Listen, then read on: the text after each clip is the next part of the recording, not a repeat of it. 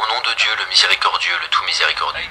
Chers frères et sœurs, que la paix de Dieu, sa miséricorde et ses bénédictions soient avec vous.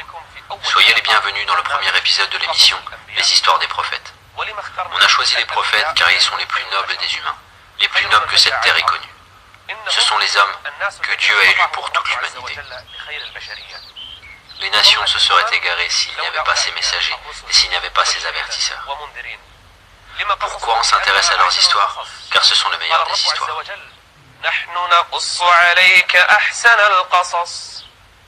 Les gens aujourd'hui sont touchés par les histoires racontées par des hommes.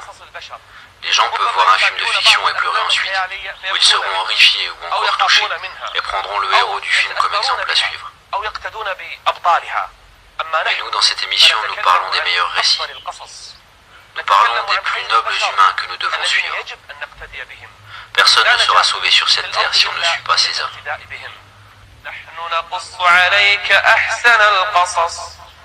أحسن القصص بما أوحينا إليك هذا القرآن وإن كنت من قبله لمن الغافلين. Nous parlons des meilleures histoires, mais en se référant au Coran et à la Sunna authentique, sans que cela soit en contradiction avec ce que l'histoire des peuples nous ont rapporté. Nous parlons de ces histoires avec les détails, et nous en tirons les leçons. لقد كان في قصصهم عبرة لأولي الألباب ما كان حديثا يفترى ولكن تصديق الذي بين يديه وتفصيل كل شيء وهدى ورحمة لقوم يؤمنون. Il y a des choses étranges, et il y a des miracles. Celui qui lit leurs histoires s'accroche à la religion et ne sera jamais touché en mal par un ennemi de la foi. En lisant ces histoires, une personne ignorera tous ceux qui l'insultent ou conspirent contre lui. Ce sont les histoires des prophètes. Dans leurs récits, il y a certes une leçon pour les gens doués d'intelligence. Nous allons entendre des histoires et récits pleins d'examens de foi. Des récits où un prophète invoquera Dieu, et Dieu le Très-Haut lui réalisera son invocation. Nous allons voir comment les nations combattaient les prophètes et combattaient les messagers. Comment Dieu le Très-Haut a envoyé énormément de messagers. Il n'y a pas une nation sans qu'il y ait eu un avertisseur, un prophète ou un messager pour cette nation. Nous allons lire ces histoires pour en tirer des leçons. Nous commençons ensemble les histoires des prophètes.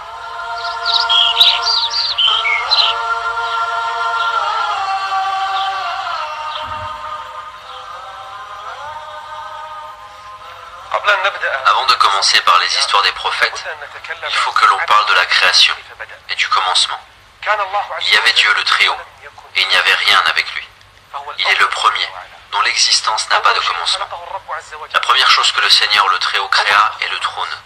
Et après un temps, il créa le qalam, traduit par la plume, donc de quoi écrire. Dieu le Très-Haut a dit au qalam, écris. Le qalam a dit, que dois-je écrire au Seigneur? Dieu le Très-Haut lui a dit, écris ce qu'il y a et ce qu'il y aura jusqu'à l'heure suprême. Écris toutes choses. Nous avons créé toutes choses avec mesure, chapitre 54, verset 49 du Coran. Toute chose fut écrite 50 000 années avant la création de la terre et des cieux. Donc après 50 000 années, Dieu le Très-Haut a permis de créer les 7 cieux et les terres, les montagnes, les fleuves. Dieu a créé les cieux et la terre en 6 jours. Après avoir créé les cieux, la terre, les montagnes, les mers, le soleil, la lune, les étoiles et les planètes, après avoir créé tout cela, Dieu le Très-Haut a créé des créatures sur terre qu'il appela djinns. Les djinns étaient des peuples pervers et maléfiques sur terre. Ils faisaient couler le sang sur terre. Et ils étaient des destructeurs. Au point que les anges venaient pour les punir et les chasser, les emprisonner dans des îles.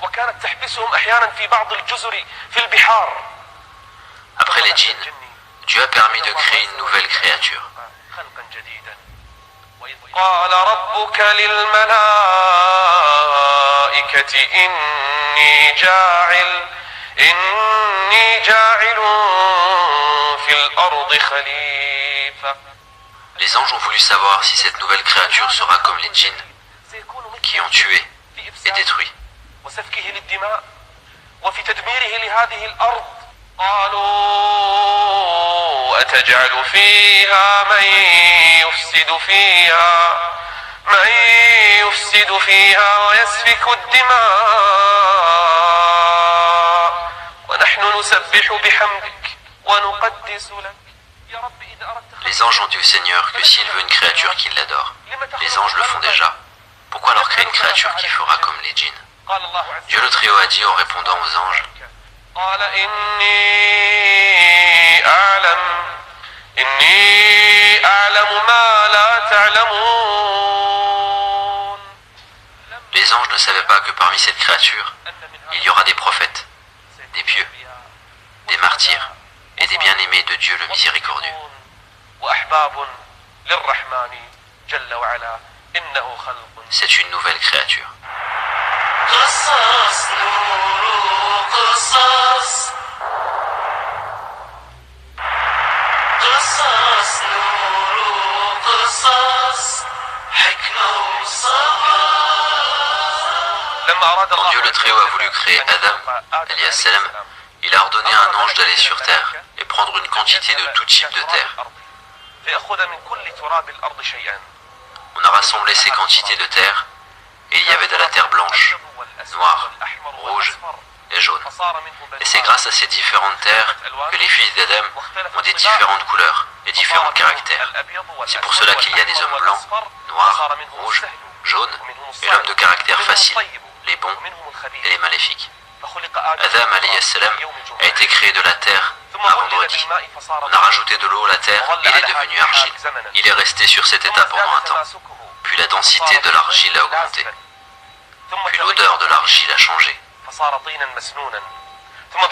Puis après un temps, il est devenu comme une poterie, vide de l'intérieur. C'est comme cela qu'Adam alayhi salam a été créé. Et il est resté un certain temps sur cet état.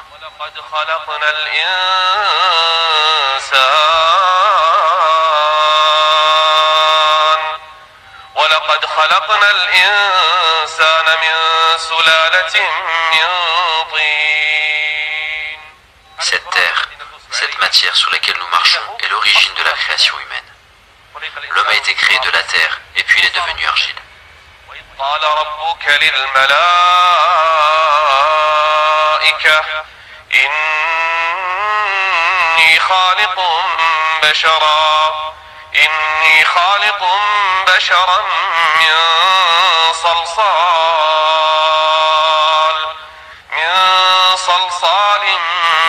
من حمأ مسنون. C'est la création d'Adam alayhi salam. Le Seigneur le Très-Haut a dit: فإذا سويته ونفخت فيه من روحي فقعوا له ساجدين.